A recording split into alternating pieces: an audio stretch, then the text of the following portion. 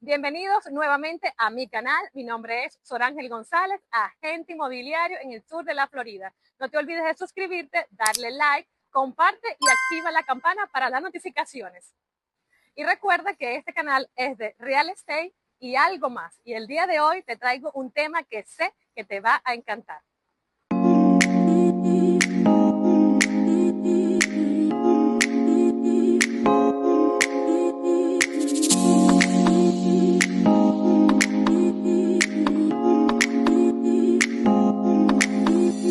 Gracias, Claudia, por aceptar mi invitación para este video. Esta es una información muy valiosa que siento que las personas que tienen hasta mucho tiempo en este país, como las que van llegando, no la tienen y es importante compartirla.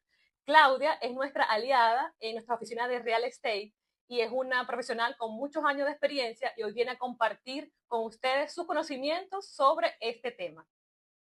Claudia, me traje unas preguntas muy interesantes que quiero que compartamos con nuestros seguidores para que tengan un poco más de información, que yo sé que con tu experiencia y conocimiento lo vamos a lograr, pero antes quiero que compartas tus redes y dónde te puedes contactar. Bueno, mi nombre es Claudia Cobreiro, soy la dueña de Cobreiro Law y Top Notch Title, que tenemos sede aquí en Coral Gables.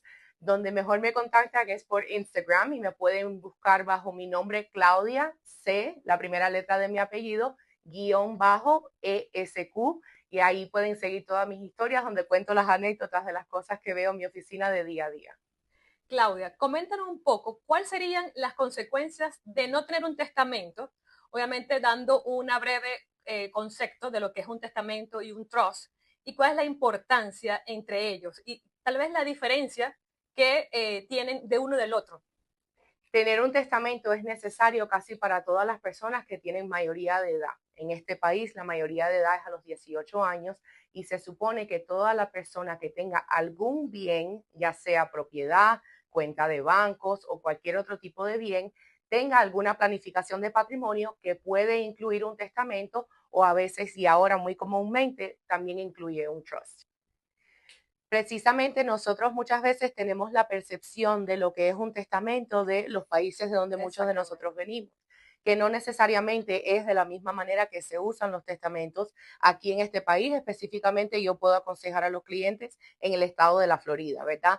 Pero ahora con esto de las redes sociales y esta información que tenemos disponible a todas horas nosotros con los celulares, se está convirtiendo más conocida la planificación de patrimonio que contiene un trust. Okay. Obviamente eso es una planificación de patrimonio más robusta que puede incluir 1.000.000 de diferentes cosas y de diferentes maneras de distribuir esos bienes cuando nosotros ya no estamos, pero no siempre la planificación de patrimonio requiere o necesita esa figura de un trust. Okay. Entonces es muy importante de que las personas entiendan esa diferencia y puedan entonces determinar qué nivel de planificación de patrimonio requiere, ya sea los bienes que ellos tienen o los deseos que tienen para esos bienes el día que ya ellos no estén. Ok, y te pregunto, porque sé que yo he escuchado y he visto que es como mucho más fuerte tener un trust que un testamento.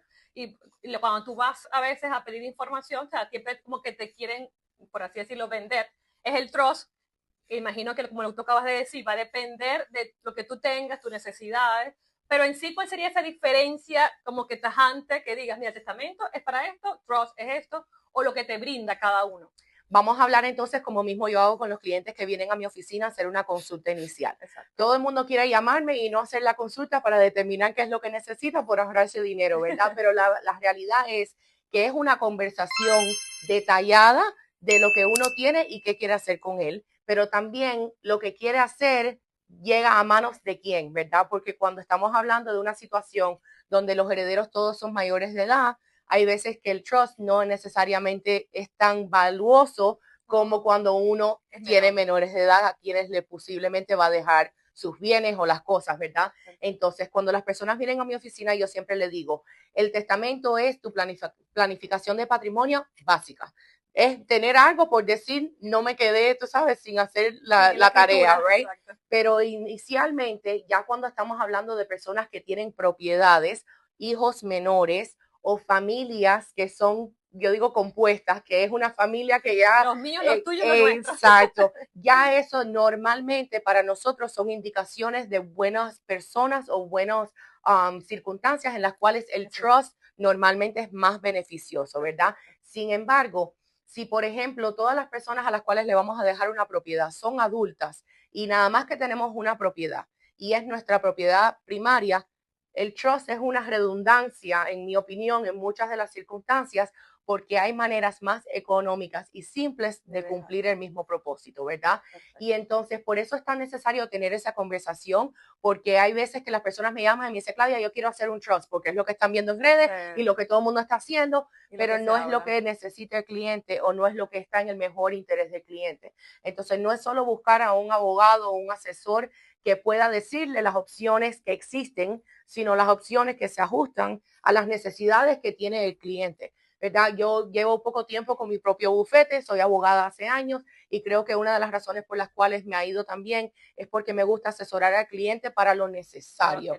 Los abogados ganamos dinero del trabajo que le hacemos a los clientes, ¿verdad? Pero al final del día creo que es muy importante tener esa reputación de no venderle al cliente un trust, si con, por ejemplo, un Lady Bird Deed, que es un tipo de título, cumplimos el mismo propósito. Yo me gano 10 veces con el trust lo que me gano con el Lady Bird Deed, pero ese cliente se queda contento y puede cumplir su propósito, exacto, sin tener que hacer esa inversión. Entonces, muchas veces la pregunta que yo me hago y que le hago a los clientes es ¿a qué punto lo que estás invirtiendo no vale la pena para el resultado que estás obteniendo?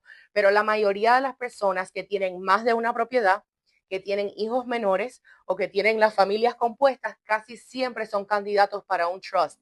El trust es una de las formas de planificación de patrimonio más perfectas y más robustas que existen. Pero obviamente podemos también pensar de que el costo de un testamento comparado del costo de un trust son completamente diferentes. Pero el trust tiene muchos beneficios que no tiene el testamento, ¿verdad? Muchas veces los clientes míos, los más viejitos que vienen de otros países, me dicen, Claudia, pero en mi país, cuando ya yo no estoy, un notario lee el testamento y lo que dice el testamento es lo que se hace y se acabó, you know? Eso es lo que vemos nosotros como de la edad mía en las novelas, pero en la vida real en este país eso no es así. Lo que sucede al contrario es que ese testamento se tiene que depositar en original con la corte y la corte tiene que hacer una determinación de que el testamento es válido, que se cumplió las formalidades que requiere la ley y que entonces emite una orden diciendo lo que dice el testamento es lo que tiene que suceder, ¿verdad? Pero ese proceso que es el tribunal testamentario o el probate muchas veces cuesta dinero y se demora mucho tiempo y mientras tanto los herederos saben que le va a tocar X, pero no tienen acceso, no pueden hacer, no pueden planificar y hay veces que aunque el testamento en este momento es la opción más económica para el dueño o para la persona que quiere dejar las cosas, no es la opción que más beneficia a los dueños. Claro. Entonces yo siempre le digo a los clientes, bueno, ¿tú quieres gastar el dinero tú o quieres que los herederos lo gasten, verdad? Exacto. Y hay quien me dice, mira Claudia, mis hijos son adultos, ya tienen carreras y tienen dinero, el día que yo no esté, el problema es de ellos. Ya yo hice lo mínimo, hice un testamento y ellos verán qué hacen con el tribunal testamentario. Hay quien me dice, mira, mis hijos ya tienen sus propias casas, no es que tengan que vivir en mi casa el día que yo no esté y por esa razón entonces yo no quiero hacer el trust o no quiero invertir ese dinero. Perfecto. Pero básicamente el que tiene propiedad y no invierte ese dinero ahora, los herederos van a poder básicamente invertir el mismo dinero o más en el futuro para hacer el tribunal testamentario y poder obtener esa orden que ratifica o confirma lo que dice el testamento. Exacto. Al contrario, si hacemos un trust, uno de los propósitos de hacer el trust, si el trust está hecho correctamente, es evitar ese proceso del tribunal testamentario. Entonces, en el caso de que, por ejemplo, me digan, bueno, mis hijos todavía no ganan dinero como para poder pagar un tribunal testamentario si algo me llega a suceder a mí un día u otro, o mis hijos viven en mi propiedad o son menores de edad, o entonces ya, bueno, hay veces que la determinación es hacer la inversión de completar el trust y hacer la planificación lo más perfecta posible y entonces que de esa manera el día que algo llegue a suceder, esos hijos o esas personas no tengan que esperar ese tiempo. Correcto. Y no solo el tiempo, pero el costo, que muchas veces el dinero existe en los bienes de que la persona deja, pero hay que tener el dinero para pagar el abogado, ¿verdad? Claro. Y los pone en una situación muy difícil con respecto a eso. Y esas son las preguntas normalmente que les hacemos a los clientes para determinar qué tipo de planificación de patrimonio necesitan, ¿verdad? Otro documento de que las personas no hablan, pero que yo pienso que es uno de los documentos más importantes que uno puede tener, es un poder durable o un poder duradero. que es un documento en el cual yo firmo un documento dándole la potestad sobre mí y todas mis cosas, los impuestos, las cuentas de banco, mis propiedades a otra persona en caso de emergencia. En caso de que yo esté viva, entonces no estamos en un proceso de tribunal testamental ni de que el trust ya haga las distribuciones, pero que tengamos que tomar ciertas acciones en mi nombre y que yo no tenga la capacidad, ¿verdad? Claro. Y ese es un documento que a los 18 años yo les recomiendo a mis clientes que sus hijos se lo firmen y que designen a una persona. En mi casa todos tenemos esa designación en nombre de uno de los otros y así en caso de que algo no, correcto, en caso de que algo nos suceda, tenemos ya ese documento para que si Dios no lo quiere, lo necesitamos en caso de una emergencia. Ya hay una persona que, por ejemplo, puede modificar un testamento, puede modificar un trust, puede crear el trust, puede hacer una declaración de impuestos, puede aplicar para programas gubernamentales que nos puedan ayudar dependiendo de nuestra situación. Y es un documento del cual las personas normalmente no hablan cuando piensan de una planificación de patrimonio, pero que es un documento que, por ejemplo, si el testamento no está hecho, pero algo sucedió, obviamente la persona tiene que todavía estar viva, el que tenga ese poder duradero, el poder durable, puede tomar la gestión de hacer esa planificación en nombre de esa persona y entonces ahorrarnos el dolor de cabeza. Hago una pausa o una intervención. Yo, por lo menos uno de tu país, el pensar en un poder, como acaba de decir, tiene que ser alguien, dices tú, de la familia, porque acabas de decir, tiene toda la autoridad para hacer lo que quiera y obviamente nadie va a querer como que en vida darle ese poder a alguien y después ve que te saque de tu casa, saque de la cuenta.